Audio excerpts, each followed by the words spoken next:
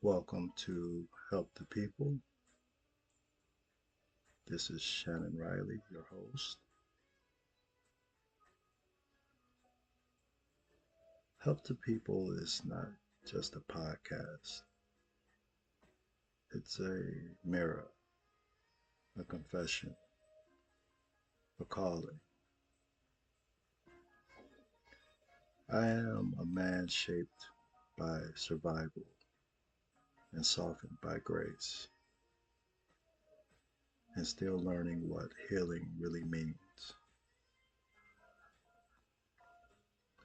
Every episode, we dive into stories that shape us, the ones we hide behind degrees, titles, and smiles. But because before we can heal, I truly believe we have to tell the truth about ourselves. So, again, welcome to Help the People. Sometimes life sits you beside a mirror, not the kind that um, reflects your face, but the kind that reveals your soul. A few weeks ago, I attended a Call to Men leadership conference in Charlotte. The room was full of brothers and sisters talking about healing, accountability, and manhood beyond ego. And there I was, sitting next to a man who had spent over 25 years in prison, fairly newly released, for various crimes, including armed robbery and assault. He spoke quietly, without pity or performance, and I recall his voice carried the kind of truth that only pain can polish. And while he spoke, I couldn't stop thinking I could have been him because I too have been arrested for crimes that he spent 25 years of his life behind bars for.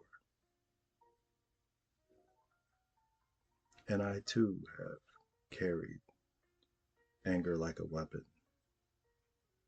and confusion like a second skin. The only difference between he and I is that my story took a different turn. And for the rest of that day, I kept asking myself a question I still don't fully know how to answer, truthfully.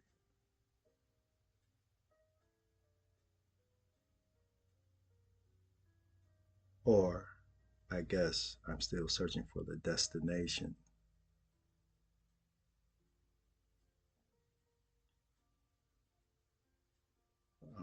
And that question is, why was I spared, right?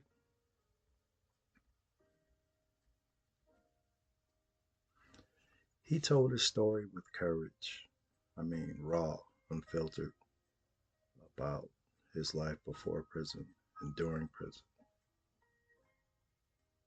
He talked about the robbery, the time, the silence, about learning how to breathe again after 25 plus years behind bars. And I sat there listening, nodding, listening, but quiet, too quiet, because while he was brave enough to tell his truth, I was hiding behind mine. Yeah, I didn't have the courage he had. I didn't stand up and say, brother, I walked the same road. I didn't say, I've been in cuffs too. I didn't say, I could have been you. Instead, I stayed silent, letting the image of Shannon Riley do the talking. Director, master's degree holder, KSAC, the man with the resume that says success. And for a moment, I hated that image because it wasn't the whole truth.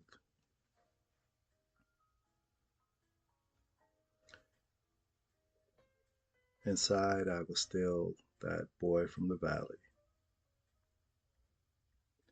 the one who learned to swing before he learned to speak softly, the one who believed survival was his only form of success.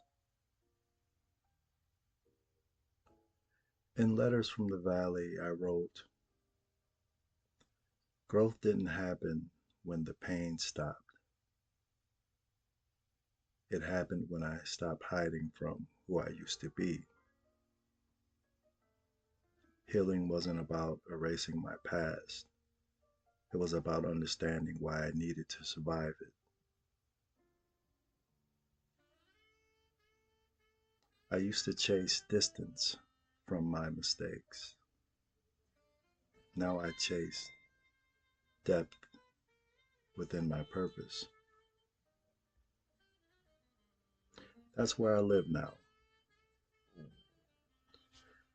in the tension between who I was and who I'm still becoming.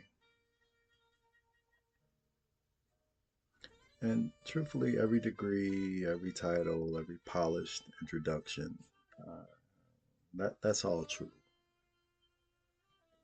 But so is the part of me that still remembers the weight of bad decisions and the miracle of being given another chance. And sitting next to that man, I realized I'd been living with another kind of prison, the kind that hides behind credentials.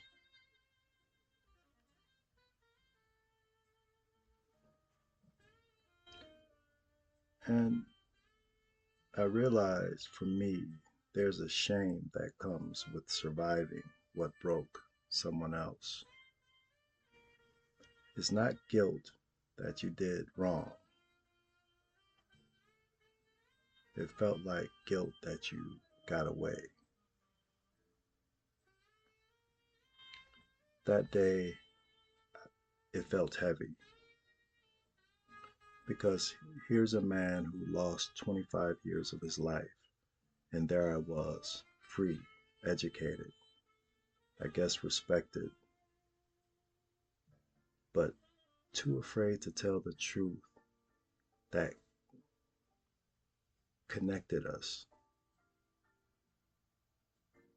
I thought about what it costs to maintain an image, how often I've stood in rooms as a professional while the boy in me, the one who knew pain, poverty, and handcuffs, stayed silent in the back row.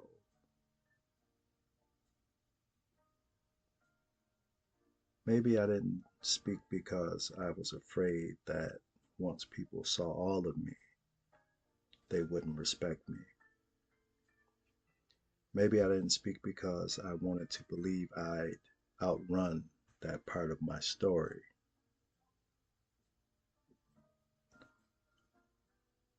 But I realized you can't lead people from behind your mask. You can only lead people from the scars that have healed and the lessons that are gained from the healing of those scars.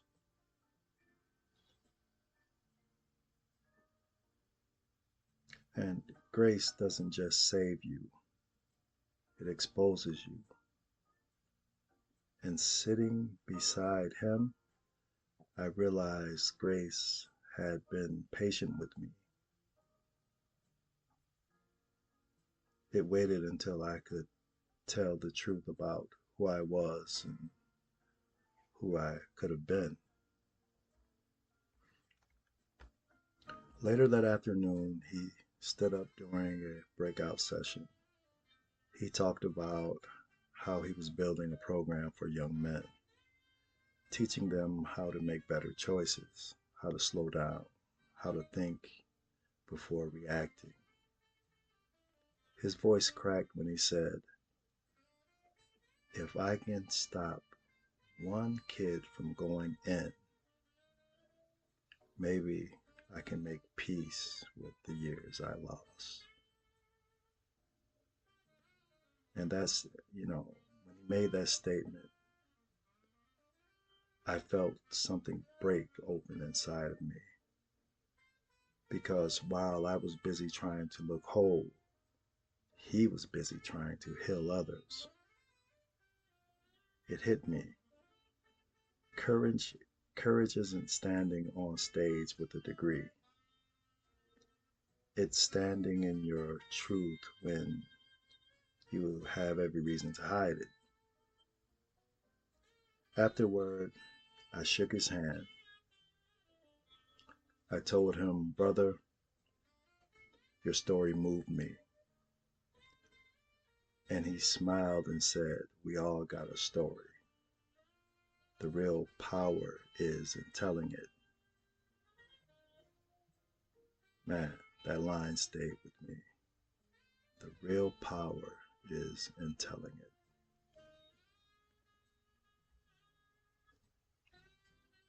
I realized that day that I've been spared not for silence, but for service. Maybe the reason I didn't end up where he did wasn't because I was better. I know for certain it wasn't because I was better or deserved better or different, but because my purpose demanded a different kind of fight. When I left the conference and got on the plane to head back to Buffalo, I felt gratitude, but also conviction, but all without shape. I didn't know how to mold it or turn it into something, but that's what I felt.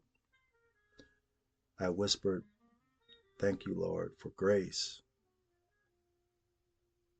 but also forgive me for hiding it."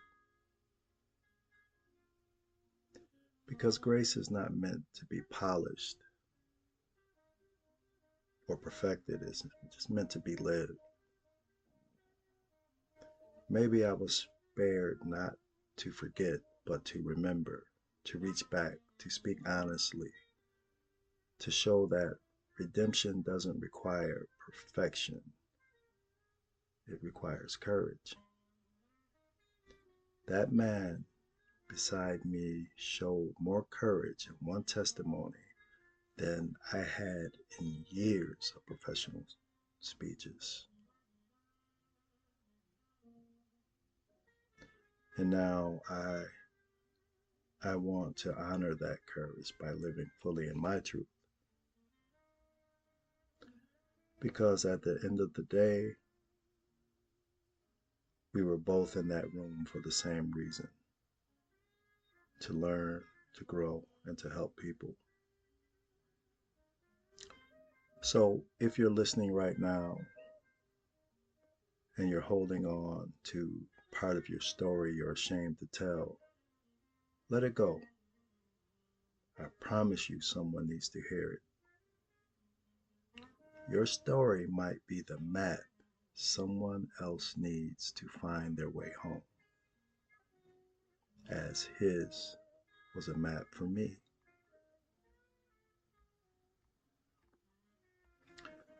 Before I go, I want to say thank you to everyone who's been listening, downloading, and sharing help the people.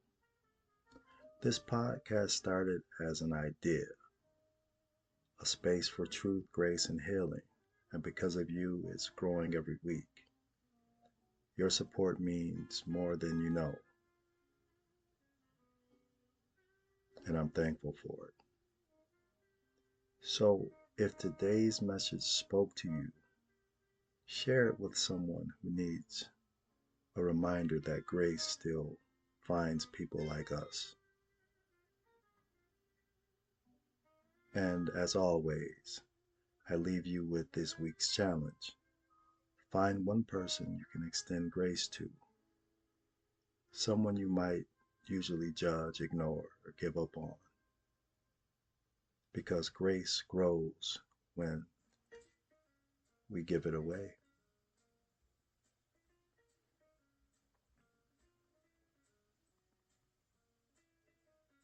And, we're all trying, to make sense of grace, to turn pain into purpose and silence into something sacred. If this episode reached you, reach for someone else. That's how we help the people. Until next time, be kind, be real, and be unafraid to heal. And remember, kindness knows no enemy. And remember to help the people.